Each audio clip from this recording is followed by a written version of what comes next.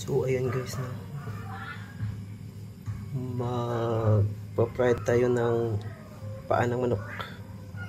Tapos natin linisan, papakuluan natin yan saglit.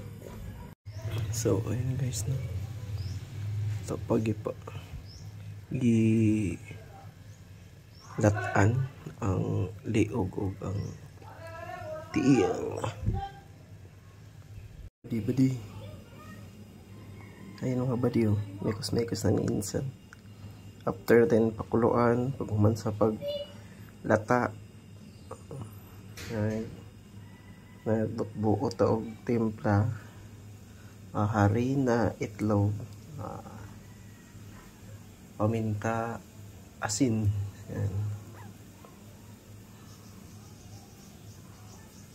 Ayun mga badiyo, nagsala ng tayo badiyo.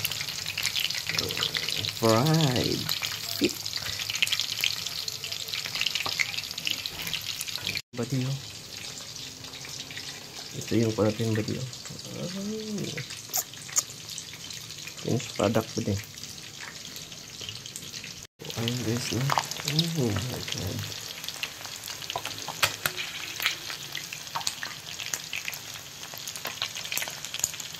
Fried fish. Yan mga idol nga badiyo.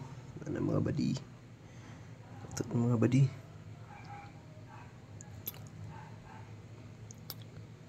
Ito nga badi, badiyo, badi. Ito badi.